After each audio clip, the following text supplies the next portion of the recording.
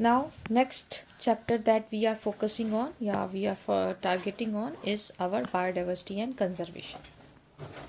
ठीक है, इसके बाद ऑर्गेनिज्म एंड पॉपुलेशन करेंगे and then we will complete our ecology unit also. So, indiscriminate human activities such as alien species invasion, fragmentation, habitat loss, ठीक है, accelerate the loss of biodiversity. Justify by taking one example for each. State the importance of the following. सबसे पहले IUCN red data list और hotspots in conservation of biodiversity. अब बच्चों सबसे पहला question ए part है. ए पार्ट ये है कि ह्यूमन एक्टिविटीज़ ये हो रही हैं, तो बताइए इन सब का एक एक एग्जाम्पल दे के बताइए कि कैसे लॉस ऑफ बायोडाइवर्सिटी में ये सब कॉजेज़ अपना कंट्रीब्यूशन दे रही हैं. तो भाई ह्यूमन एक्टिविटी में एलियन स्पीशीज़ में नाइल पर्च वाला एग्जाम्पल डाल दो. ठीक है, कि वही नाइल पर्च आ गया था हमारे उसमें, तो उसने सारे किकलेट फिशेस को ख़त्म कर दिया. दूसरा आपने एक एग्जाम्पल पढ़ रखा है क्लेडियस गैरीपाइनस वाला, जिसने हमारे इंडिजिनस कैट फिशेस को ख़त्म कर दिया. या फिर आप एग्जाम्पल डाल सकते हो एकॉर्निया, पिस्तिया, राइट, या पार्थिनियम का. उसके बाद आता है फ्रेगमेंटेशन एंड हैबिटेट लॉस. इसके अंदर आप अमेजोन फॉरेस्ट की बात कर सकते हो कि उसको सोयाबीन की क्रॉपिंग के लिए, एग्रीकल्चर के लिए काट दिया गया. फिर बस यही दो चीज़ें पूछी थी, हम यही दो चीज़ें बता देंगे. अमेजोन फॉरेस्ट नेक्स्ट है. अब पूछा है कि इसका हमें इंपॉर्टेंस बताना है. तो IUCN रेड डेटा लिस्ट जो है वो हमें ये बताती है कि कौन कौन से ऑर्गेनिजम्स जो हैं वो ख़त्म हो गए हैं या ख़त्म होने वाले हैं. ठीक है, about the species under the threat of extinction और द एक्सटिंक्ट या high risk of extinction. Okay, hotspots क्या बताती हैं कि स्पीशीज़ रिचनेस है और हाई रेट ऑफ एंडेमिज्म है. All right, now case based question है बच्चों. ये केस बेस्ड क्वेश्चन थोड़ा हमें देखना है ध्यान से.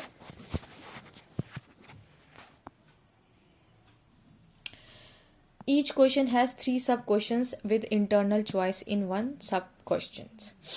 Read the following passage, alright, where it shares the global species diversity is an impressive 8.1%. हमें ये बताया गया है कि टोटल लैंड हमारे जो अर्थ पे है उसमें 8.1% जो है स्पीशीज़ हमारा ही इंडिया कंट्रीब्यूट कर रहा है. तो biologist are taken keen and collecting data. The data collected and survey conducted for species richness of the mammals in 3 different regions. Okay, now they form this bar graph. तो पूछा है why species richness maximum in region 3 में क्यों है इतना species richness. तो हम यहाँ पे अपना दिमाग लगाएंगे. हो सकता है कि सोलर रेडिएशंस अच्छी हों, सीजन्स जो हैं वो कम आते हों, सीज़न लेस कांस्टेंट सीज़न हो, टेम्परेचर अच्छा हो. तो हम यहाँ लैटिट्यूडनल ग्रेडियंट वाला जो हमारा पैटर्न है उसके बारे में हम एक्सप्लेन कर देंगे. Why species richness maximum in region 1 in the bar graph. Minimum पूछा है. मिनिमम क्यों है? हो सकता है ये नॉर्थ पोल पे हो जगह, या पोल्स पे हो, या फिर टेम्परेट कोई कंट्री में हो. दैट्स वाई जहाँ पे प्रॉपर सनलाइट नहीं जा रही है या बार बार सीजन्स चेंज हो रहे हैं, तो वहाँ पे स्पीशीज़ का जो है डाइवर्सिफिकेशन वो कम हो जाएगा. Has more seasonal with less constant predictable environment, less predictable environment. ठीक है, तो इसकी वजह से लेस प्रोडक्टिविटी हो गई, फिर लेस ऑर्गेनिजम्स हो गए. Plants and animals do not have uniform diversity in the world but show rather uneven distribution. Mention what kind of diversity is referred to as. What kind of diversity मतलब हम पूरे अर्थ पे देख रहे हैं, कहीं पे ज़्यादा है कहीं पे कम है. ऐसा क्यों है? लैटिट्यूडनल ग्रेडियंट इन डाइवर्सिटी हो रहा है. Why is that? Prokaryotes do not have an estimate number of the species diversity as seen in the plants and animals. Because conventional method जो है वो प्रोकैरियोट्स को काउंट नहीं कर सकती. पहला मैंने बोला था ये पूछा जाता है और ये पूछा गया है 2024 में. ठीक है, और दूसरा एग्जाम्पल ये है कि भाई इसको हम लोग हर एक स्पीशीज़ को, हर एक प्रोकैरियोटिक स्ट्रेन्स को हम ग्रो नहीं कर सकते लैब में. तो that is also the reason. ठीक है, ख़त्म हो गया हमारा. नाउ अब आते हैं हम लोग जो हमारे आज तक क्वेश्चंस पूछे गए हैं.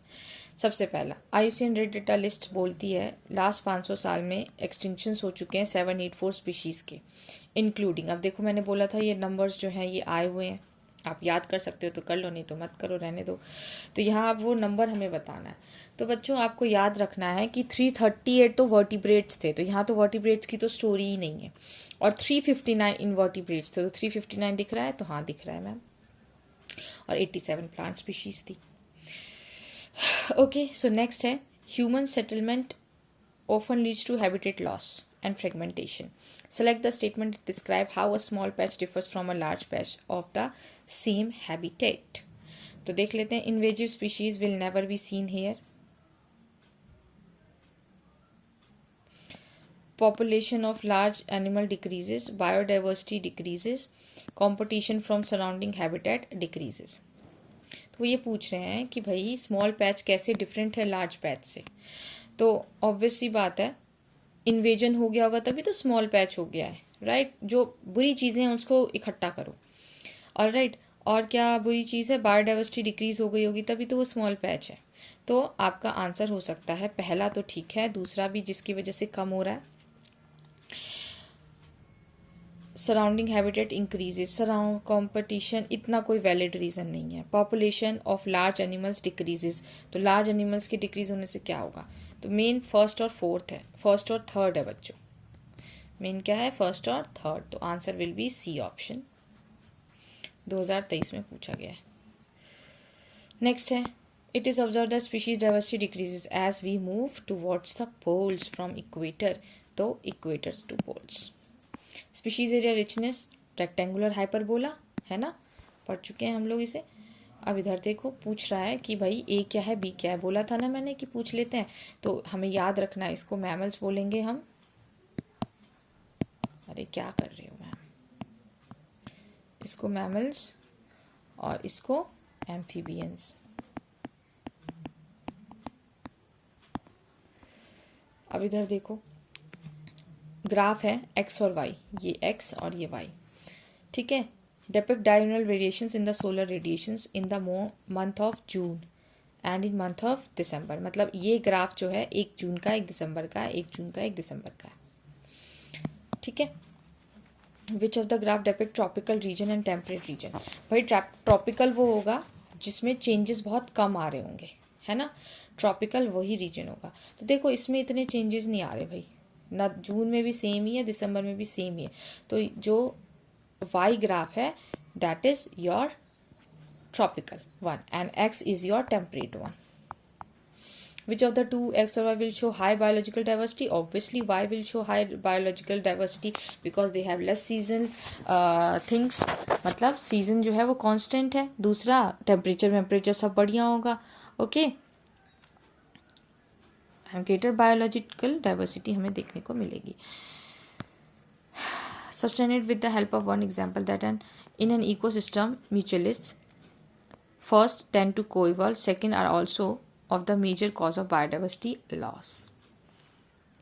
हाँ बिल्कुल सही कि हमारे कुछ ऐसे ऑर्गेनिजम्स हैं जो एक साथ इवॉल्व होते हैं, जैसे fig and wasp, right. Now they can also को एक्सटिंक्ट ना. तो this is one of the example, fig and wasp co-extinction which leads to biodiversity loss, and they also do co-evolve. Okay, list 4 causes of the biodiversity loss: habitat loss and fragmentation, overexploitation, alien species invasion and co-extinction. है ना, हमें ये सब पता है. Explain the concept of co-extinction by taking 2 examples. भाई pollination, plant, इसमें हमें 2 स्पीशीज़ चाहिए, एक पॉलिनेटर चाहिए और एक फ्लावर, जो दोनों एक दूसरे पे बड़ा डिपेंड करते हैं, जैसे फिग एंड वेस्प. अब 2 एग्जाम्पल बोल दिया इसने, ठीक है. तो दूसरा एग्जाम्पल आप एग्जाम्पल ले सकते हो डोडो का. डोडो एक ट्री के ऊपर डिपेंड करता था, ट्री भी गया तो डोडो गया, डोडो गया तो ट्री गया. वो एक्सटिंक्ट तो वो एक्सटिंक्ट, तो को एक्सटिंक्शन हो गया यहाँ पे. एक और एग्जाम्पल लिख सकते हो, if a fish in an aquatic system get extinct then the parasites depend on the fish will ultimately get extinct, ठीक है, in the absence of the host. Okay, अगर फिशेस ख़त्म तो पैरासाइट ख़त्म, क्योंकि पैरासाइट को होस्ट ही नहीं मिल रहा भाई साहब. Right the influence drawn by Alexander von Humboldt. भाई species von Humboldt after his extensive exploration of South American jungle. तो आपको इसमें क्या बताना है, आपको बताना है इसके अंदर स्पीशीज एरिया रिचनेस की कहानी, ठीक है, कि इंक्रीज़ हुआ अगर एरिया तो स्पीशीज़ भी इंक्रीज़ हो जाएगी. और फिर आप ग्राफ ड्रॉ करेंगे. आप क्या करेंगे, ग्राफ ड्रॉ करेंगे. एक सेकंड बच्चों, ऑल राइट, एक सेकेंड, ऐसे करके और फिर लिखेंगे ये स्पीशीज़ है, ये एरिया है, स्पीशीज़ रिचनेस, और इज इक्वल्स टू CAZ, और फिर मेंशन करेंगे S क्या डिनोट करता है, A क्या डिनोट करता है, Z क्या डिनोट करता है। रेक्टेंगुलर हाइपरबोला, फिर ये भी है लॉग में, अगर आपको करना है तो आपको ये भी करना होगा। ओके, ग्राफ ऑलरेडी दे दिए। Study the graph given below, भाई कर ली study. As per the Alexander von Humboldt, S क्या है स्पीशीज रिचनेस, ए क्या है एरिया, जेड क्या है रिग्रेशन कोफिशिएंट, सी क्या है आपका Y intercept. How have following factors affected the biodiversity of an area, habitat loss कैसे हमारे बायोडाइवर्सिटी को लॉस कॉज कर रहा है, ओवर एक्सप्लोइटेशन कैसे लॉस कॉज कर रहा है। तो इसमें आप एग्जाम्पल लिख सकते हो डोडो का, इसको बहुत खाने पीने के लिए फॉर मीट इसको बहुत ओवर एक्सप्लॉइट किया गया, तो it will ultimately extinct. Steller sea cow, ये भी एक्सटिंक्ट हो गया, okay, because of the over exploitation. Now habitat loss में आप अमेजोन का एग्जाम्पल दे सकते हैं, ठीक है, in which we are cutting the Amazon forest for the soybean cropping, okay, and we know that कि that is if there will be no Amazon forest, then there will be one of the important source of oxygen will be lost. दूसरा, बहुत सारे ऐसे organism हैं जिनका घर है वो, और उनको उस घर से जो है बेघर किया जा रहा है, which means loss of habitat हो रहा है, results in the species loss also, ठीक है। जो स्पीशीज जहाँ रहते थे वो ख़त्म हो गए क्योंकि उनका घर कट कर दिया गया है, right. Okay, now the graph, study the graph and explain what it happens. वही बता रहा है स्पीशीज एरिया रिचनेस रिलेशनशिप के बारे में। It states that within a region species richness increases with increasing explored area but only up to a certain limit, ये हमें mention करना है, up to a limit. All right, बच्चों, after a while small area was taken for constructing a road which divided the region into two. Write the impact of this construction would have on species richness of this area. या अगर हम divide कर देंगे उसको road construction के लिए तो negative impact होगा, the degradation will be there of the habitats, ठीक है। डिग्रेडेशन हुआ, घर टूट गया, और जो सर्वाइवल जो वहाँ पे एनिमल्स थे वो अब कैसे रहेंगे, so it will threatens the survival of many species leading to the decline in the species richness. तो आप यहाँ लिखोगे it will leads to decline of या लीडिंग टू डिक्लाइन या डिक्लाइन टू स्पीशीज डाइवर्सिटी या फिर रिचनेस, है ना, और extinction also. How did doctor David Tilman relate experimentally the stability, भाई देखो कितना अच्छा पूछा है, हमने ये कल किया था, मतलब जो हमने वन शॉट किया था, the stability of a community and it's species richness explain. तो डेविड टिलमन ने क्या बोला था, उसने ये बोला था कि जितनी ज़्यादा स्पीशीज़ होगी, ठीक है, उतनी ही ज़्यादा स्टेबिलिटी होगी और प्रोडक्टिविटी भी उतनी ही बढ़िया होगी, स्टेबल कम्युनिटी होगा। All right, there will be no that such variations. तो वो हमसे ये क्वेश्चन क्या पूछ रहा है, एक्सपेरिमेंटली बताओ कि क्या बोला, एक्सप्लेन करो भाई हमें, तुमने जो डेविड टिलमन ने जो बात बोली। तो आप यहाँ पे क्या बोलेंगे, उन्होंने क्या किया था,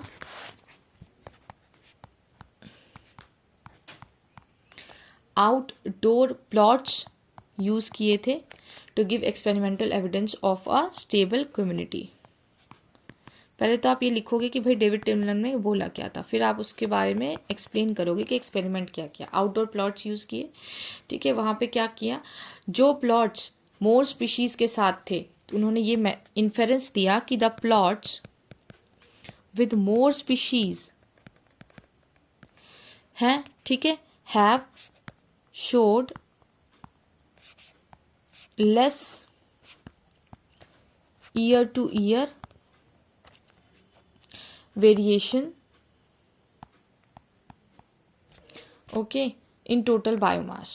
He also showed that in his experiments increased diversity contribute to higher productivity. तो आप ये लीजिए, लिख लेंगे। देखो मैंने बोला था ना ऐसे क्वेश्चंस आ जाते हैं। कब आया है ये क्वेश्चन, 2021-22 में। बताओ ये एक्स वाई कौन है,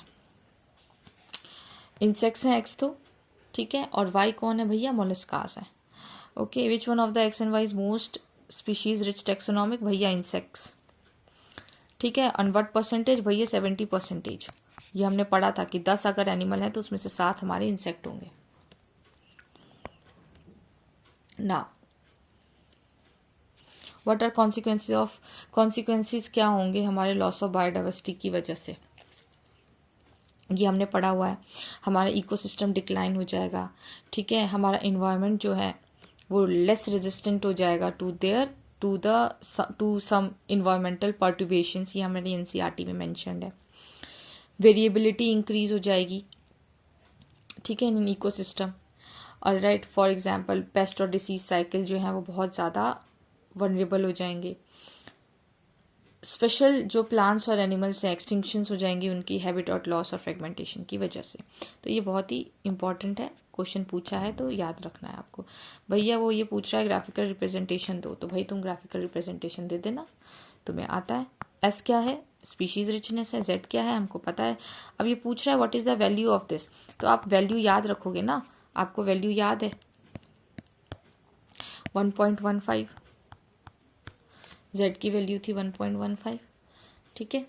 उसके बाद नेक्स्ट आते हैं, given below is a pie chart. भैया पाई चार्ट दिया है फिर से इन्होंने, बताओ एक्स वाई जी क्या है।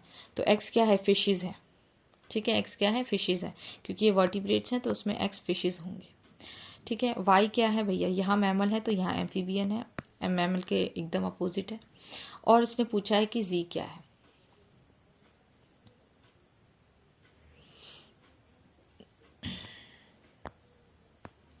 पूछा है नहीं पूछा जी, बट आप मुझे बताओगे कि जी क्या है इन द कमेंट कि क्या है। Now, extinction of species across taxa are not random. Which group amongst the vertebrates is more vulnerable to the extinction? कौन से ऐसे स्पीशीज हैं जो मोस्ट वनरेबल है फॉर द एक्सटिंक्शन? तो आपको याद है पूछा है extinction across taxa are not random, which group amongst the vertebrates is more vulnerable to extinction. तो भाई आपके एनसीईआरटी में गिवन है थाइलासीन है, ठीक है, जो ऑस्ट्रेलिया में है। और आपके पास एक सेकेंड, वनरेबल पूछा है बच्चों, तो यहाँ वनरेबल में आप एम्फीबियंस लिखेंगे। Amphibians they appear to be more vulnerable to extinction, यहाँ पे लिखेंगे आप एग्जाम्पल्स में। ऑस्ट्रेलिया में थाइलासीन, रशिया में स्टेलर सी काव, मॉरिशस में डोडो।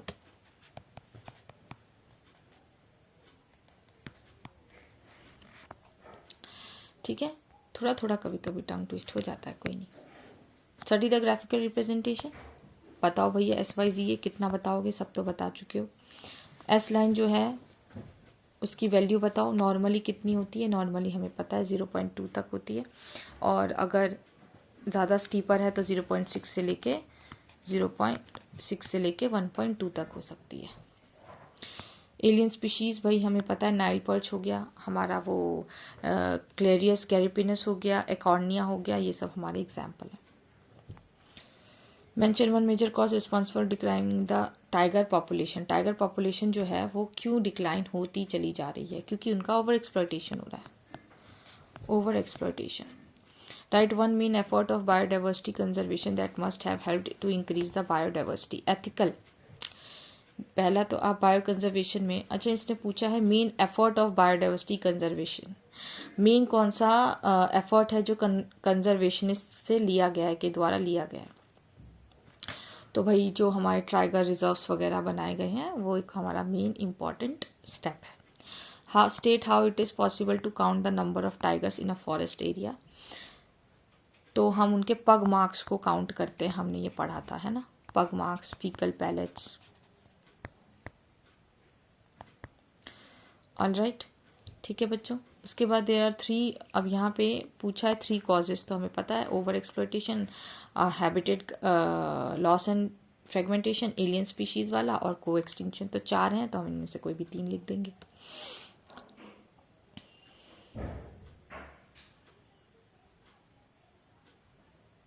ठीक है, नेक्स्ट चलते हैं।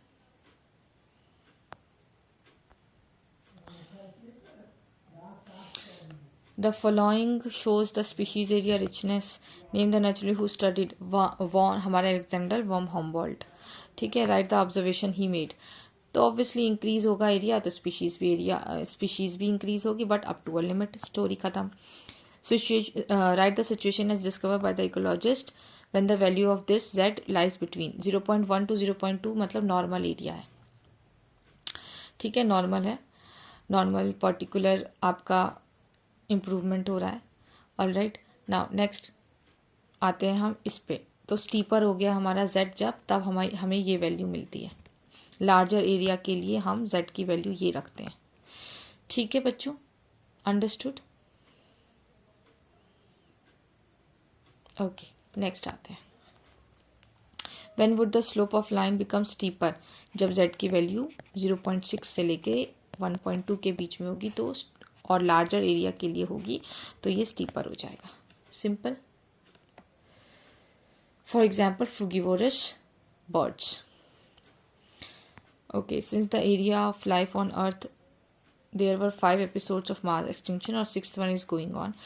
तो ये क्यों हमारा डिफरेंट है फ्रॉम द प्रीवियस वंस? क्योंकि ह्यूमन एक्टिविटीज़ बढ़ती चली जा रही हैं, जैसे सेटलमेंट्स, ओवर एक्सप्लॉयटेशन, फ्रेगमेंटेशन, पहली चीज़. दूसरी चीज़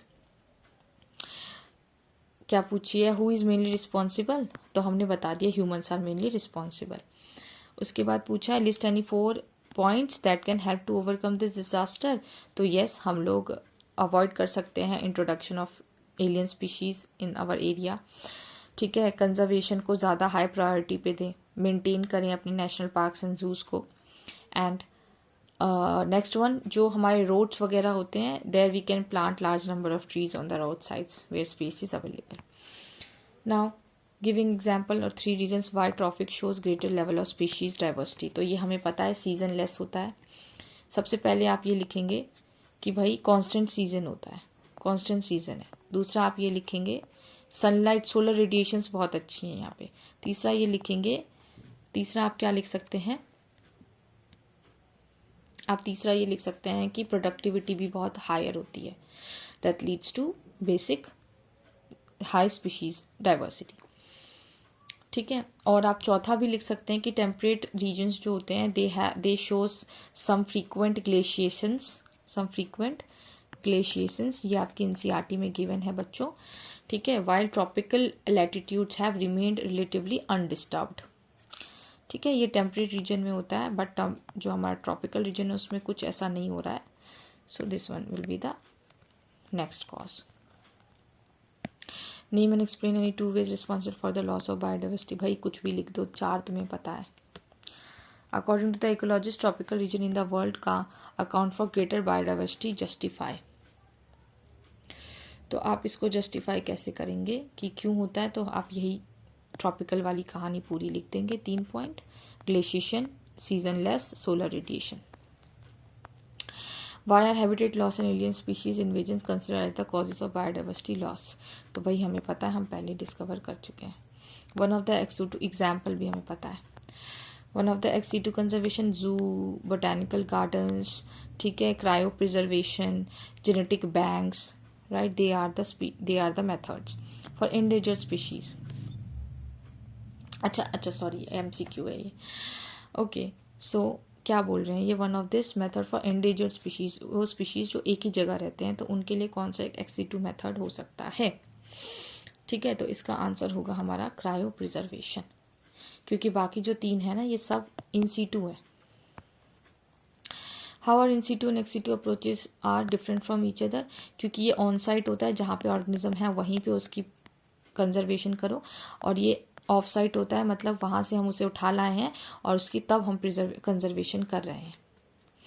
ठीक है, इसमें आप एग्जाम्पल दे देंगे, नेशनल पार्क्स, बायोस्फीयर्स. इसमें आप अभी मैंने आपको 4 एग्जाम्पल दिए, वो आप मेंशन करेंगे. ठीक है, हॉटस्पॉट्स भी इन सीटू में ही आ जाता है बच्चों. ठीक है, जो सेक्रेड ग्रुप्स हैं वो भी इन सीटू में ही आते हैं. Okay, next, suggest 2 practices giving one example of each that help protect rare or threatened species. In species को बचाने के लिए भाई इन सीटू और एक्स2 खत्म. Sacred groups highly protective. क्यों हाईली प्रोटेक्टेड है? Because people of that particular area they worship the trees. ठीक है, so that is why they are highly protected. Not a single branch of this tree allowed to be cut from these forests. So that's why many endemic species which are rare or have become extinct elsewhere can be seen to flourish here in the tribal areas. Okay, so example क्या है इसके? Jaintia hills, बहुत सारे examples हैं बच्चों. Jaintia hills and Khasi hills in Meghalaya, ये one of the example है Meghalaya. Okay, list any 4 techniques where principle of ex-situ conservation of biodiversity has been employed. तो अब ये क्वेश्चन वैसे 2015 में है, सुन लो बस. इन विट्रो फर्टिलाइजेशन, ठीक है, इन विट्रो फर्टिलाइजेशन में egg is fertilize in the labs, right. Cryopreservation -196 degree में हम सेल्स को बचाते हैं.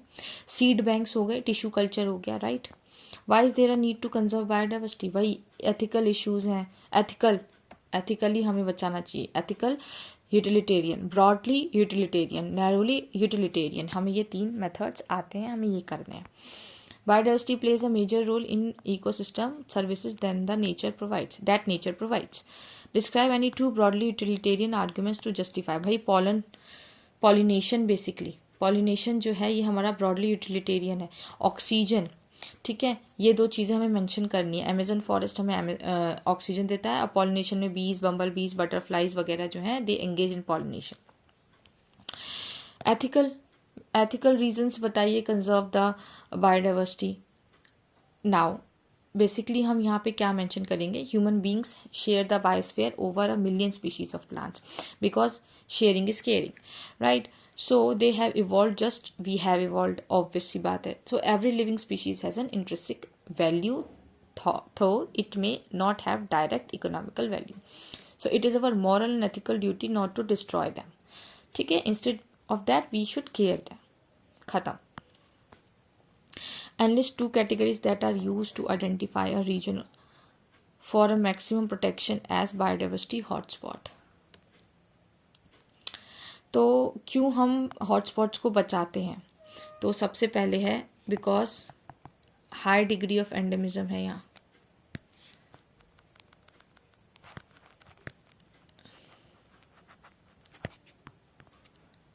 ठीक है, दूसरा क्या है? High level of species richness है यहाँ. ठीक है. Now name any 2 hotspots. भैया आपको पता है 2 हॉटस्पॉट्स. सबसे पहला है हिमालयास, सिंपल सा. ठीक है, दूसरा इंडो बर्मा, कर लो याद. क्या दिक्कत है? नॉर्थ ईस्ट इंडिया में है. Explain the concept of endemism. Endemism का मतलब ये है कि देयर आर सम ऑर्गेनिजम्स और species which are defined to a particular geographical location, they will not find anywhere else to except that particular location. For example, आपने evolution में पढ़ रखा है तस्मानियम. ठीक है, तस्मानियन जो होता है, तस्मानियन ये आपको ऑस्ट्रेलिया में मिलेगा, या फिर कंगारू की बात कर लेंगे. ठीक है.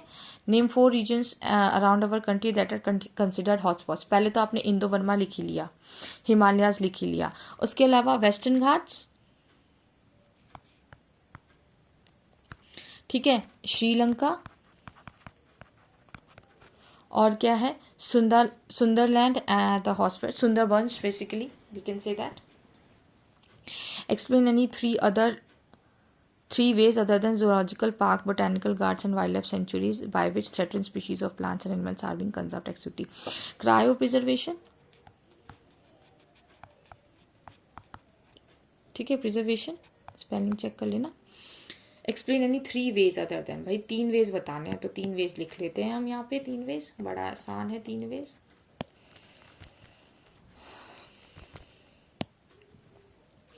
सबसे पहला सीड बैंक. ठीक है, अब इसमें सीड बैंक्स वही हैं जिसके अंदर हम लोग सीड्स को प्रिजर्व करके रखते हैं, है ना. दूसरा क्रायो प्रिजर्वेशन. 3 वेज पूछे हैं ना भाई. टिश्यू कल्चर लिख दो.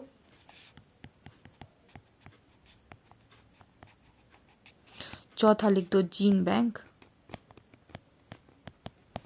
ठीक है. Next, in situ can help endanger species. Justify the statement. Obviously in situ जो है वो उनको रखता है, हॉटस्पॉट्स वाली कहानी आप मेंशन कर देंगे, या फिर आप इसके अंदर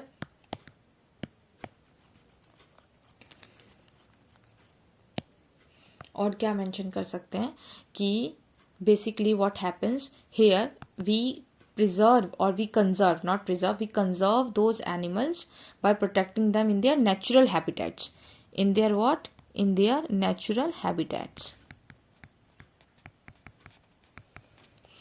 ठीक है, जैसे फॉर एग्जाम्पल नेशनल पार्क्स, ठीक है, that is maintain by the government for better conservation of the wildlife. Sanctuaries, wildlife sanctuaries where wild animals are taken care of, ठीक है, there is restriction of this hunting and all, right? Biosphere reserves are there which preserve genetic diversities. Okay, now next, maintain many plant and animal species are on the verge of extinction because of the loss of forests. As biology student, what method you suggest along with the advantages that can protect such threatened plants species from getting extinct? तो क्या है, in situ और ex situ लिख दो भाई, दिमाग लगाओ और ख़त्म करो कहानी।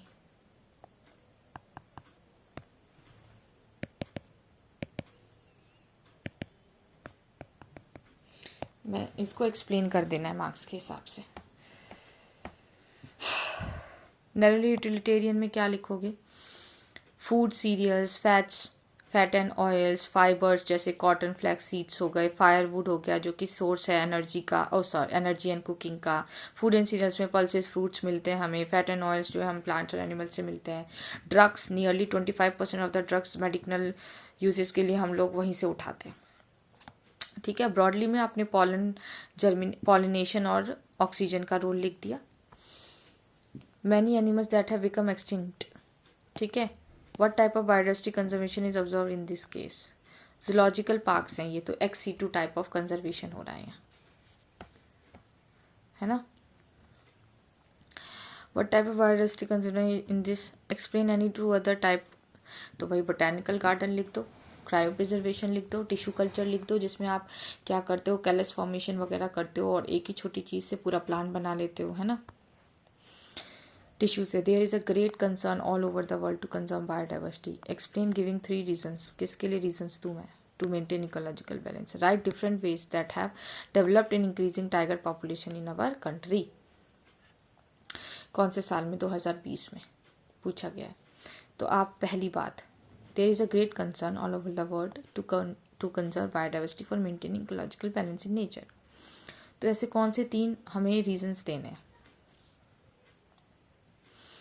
तो सबसे पहला रीज़न कि कैसे हमारा इकोलॉजिकल बैलेंस होता है बायोडाइवर्सिटी की हेल्प से और हमें क्यों उसे कंजर्व करना चाहिए। तो पहला रीज़न, फोटोसिंथेसिस जो हो रही है उसकी वजह से हमारा ऑक्सीजन रिप्लेनिश होता है, तो पहला रीज़न, ठीक है। फोटोसिंथेसिस तो प्लांट्स ही करेंगे, तो ऑक्सीजन का रिप्लेनिशमेंट हो रहा है।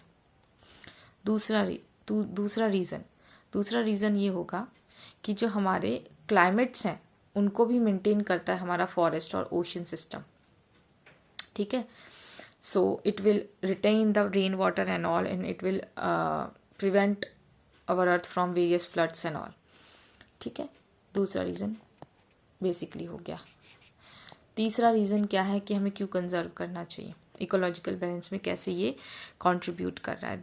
तीसरा रीज़न ये है कि जो हमारे बहुत सारे ऐसे स्पीशीज़ हैं हमारे अर्थ पे, let me tell you in English, different species are present on the earth, play important role in ecological food chains. तो food chains, तो that is very important for the food chain or for the energy flow. So if there will be any disturbance in any species population, then it will obviously disturb whole food chain. तो और क्या पूछा? 3 reason बता दिए भाई, 3 reason. Right different ways that help in increasing that. Tiger, भाई tiger को कैसे तुम कंट्री में पॉपुलेशन को इंक्रीज कर सकते हो? सबसे पहले तो प्रोटेक्ट करो टाइगर की जगहों को, मतलब प्रोटेक्ट द टाइगर्स हैबिटेट। दूसरा, हंटिंग कम कर दो, तो पहले तो हैबिटेट टाइगर की उसको बचाइए, दूसरा हंटिंग कम कीजिए, ठीक है। तीसरा क्या है? बेसिक टाइगर रिजर्व्स वगैरह बनाइए, उनके ऊपर मॉनिटरिंग कीजिए, लाइक दैट ओनली. तो these are some methods. Why should we conserve biodiversity? वही narrowly, broadly और ethical. Importance of biodiversity hotspots and sacred groves हमने बता दिया. High species richness and high level of endemism.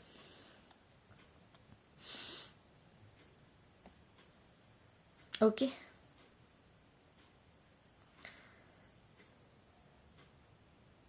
Now next question क्या है? Explain the narrowly. ये हमने कर लिया है, ये भी हमने कर लिया है. नेक्स्ट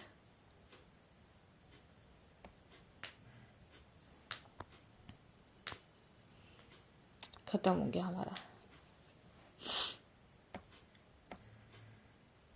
बाकी सब तो अच्छा, ये भी है.